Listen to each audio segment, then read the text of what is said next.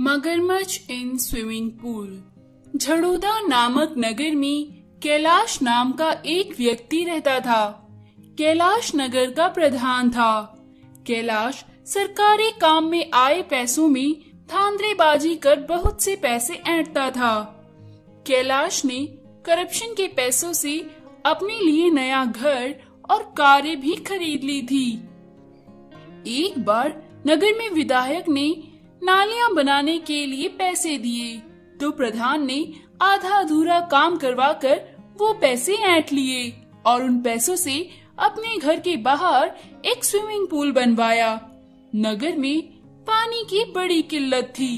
विधायक को चिट्ठी लिखकर लोगों ने पानी का टैंकर लगवाया, परंतु प्रधान उन पानी के टैंकर वालों को पैसे देकर पानी अपने स्विमिंग पूल में भरवा लेता था।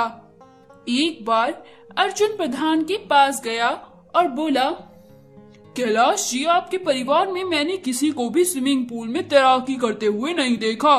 तब भी आप अपने स्विमिंग पूल में हर रोज टैंकर से पानी भरवा देते हैं और स्विमिंग पूल के पानी को यूं ही नाले में फिकवा देते हैं।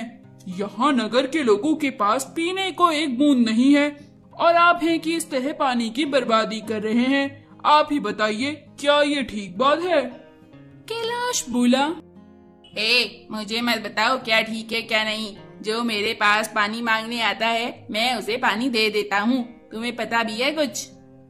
अर्जुन बोला, हाँ, मैं जानता हूँ कि आप उसे किस तरह पानी देते हैं। पहले एक भिखारी की तरह उससे पानी मांगने को कहते हैं और उसके बाद फिर उसे पानी देते हैं। ये पानी हम लोगों के लिए ही है और यही पानी तुम हमें बहुत बेइज्जत करके देते हो। कैलाश ने अर्जुन की बातें सुन उसे डांट कर भगा दिया। नगर के लोग प्रधान की इन्हीं हरकतों से काफी परेशान थे, पर किसी की भी हिम्मत प्रधान के खिलाफ शिकायत करने की नहीं होती थी। एक बार अर्जुन ने अपनी बाकी दोस्तों के साथ मिलकर एक योजना बनाई। अर्जुन ने खिलौनों की दुकान में से एक मगरमच्छ का पुतला लिया। फिर उसके दोस्त बंटी ने उसे अपनी पीठ पर बांध लिया और स्विमिंग पूल में कूद गया। अर्जुन दौड़ता हुआ कैलाश के पास पहुंचा। प्रधान जी, आपके स्विमिंग पूल में जाने कैसे मगरमच्छ आ गया है? कैलाश ने बाहर आकर देखा तो मगरमच्छ उसके स्विमिंग पूल में तैर रहा था। कैलाश दौड़कर डरकर अंदर चला गया। कैलाश ने अर्जुन से बोला, अरे बाप रे बाप, स्विमिंग पूल में मगरमच्छ। स्विमिंग पूल के पानी को जल्द से खाली करवा दो अर्जुन, और वन विभाग वालों को मैं बुलाता हूँ ताकि वो मगरमच्छ को बाहर निकालें। कैलाश के अंदर जाते ही अर्जुन का दोस्त स्विमिंग पूल से बाहर आया और फिर अर्जुन और उसके दोस्तों ने मिलकर स्विमिंग पूल से एक पाइप नगर की टंकी में लगवा दिया था, जिसे उन्होंने स्विमिंग पूल के पानी से भर दिया। वन विभाग वाले आए और मगरमच्छ स्विमिंग पूल में ना पाकर वहाँ से चले गए। अब रोज ऐसे ही होने लगा था। अर्जुन का दोस्त मगरमच्छ बनकर पानी में तैरता और कैलाश डरकर अर्जुन को पानी खाली करने के लिए कह देता। अर्जुन उस पानी से नगर की टंकी को भर देता था, जिसकी वजह से सारे लोगों को पानी मिल जाता था। अब सारे लोग पानी पाकर खुश थे। वन विभाग की टीम मगरमच्छ को पकड़ने आती, पर मगरमच्छ ना पाकर वो वहाँ से चली जाती थी। एक बार विधायक नगर में आया और उसे कैलाश की सारी हरकतों का पता चल गया। विधायक बोला, कैलाश, तुम्हारी शिकायत सुन मुझे यहाँ आना पड़ा। तुम्हें इसकी सजा मिलेगी। तुम सरकारी पैसों से धांधलेबाजी करते हो। कैलाश डरते हुए बोला, सर मुझे माफ कर दो, सर मुझे माफ कर दो। विधायक ने उसे बोला, अब तुम इस मगरमच्छ के साथ पानी में तैरोगे। नहीं, मुझे माफ कर दो। अर्जुन और उसके दोस्तों ने कैलाश को पानी में धक्का मार दिया। कैलाश के पास मगरमच्छ आया। कैलाश मगरमच्छ को अपने पास आता देख चीखता रहा, अरे मुझे छोड़ दो साहब, मुझे बाहर निकालो, इस मगरमच्छ से मुझे बचाओ। तभी अर्जुन का दोस्त पानी में खड़ा हो गया। सारे लोग कैलाश का डरा हुआ चेहरा देखकर हंसने लगे। कैलाश भी अपनी जान बचते देखकर हंसने लगा।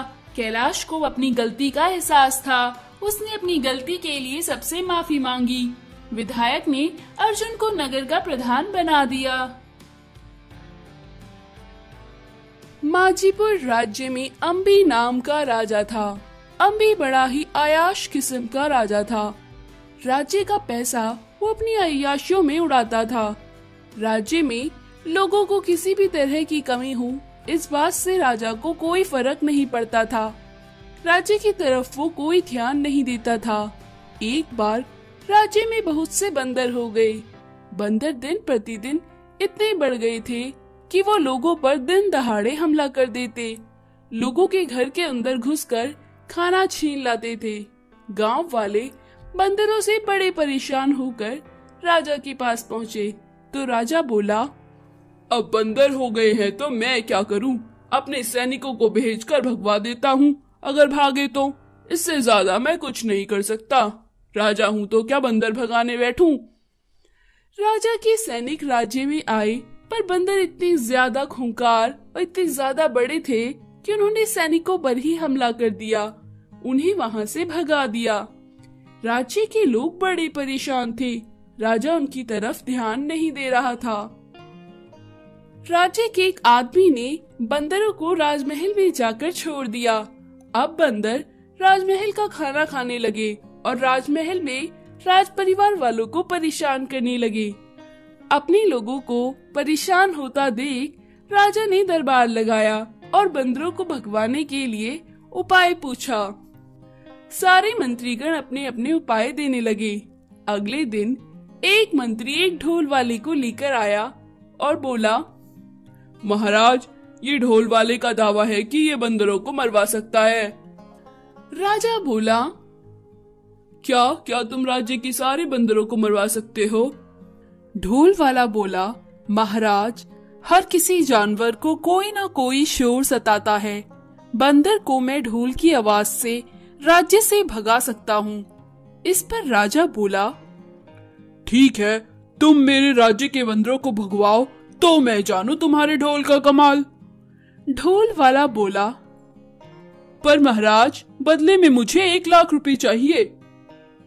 इस पर राजा बोला, ठीक है, ले लेना। ढोल वाले ने ऐसा ढोल बजाया कि सारे बंदर राज्य से भाग खड़े हुए। सारे बंदर राज्य से दूर, बहुत दूर चले गए। बंदर को राज्य से भागता देख लोग बड़े खुश हुए।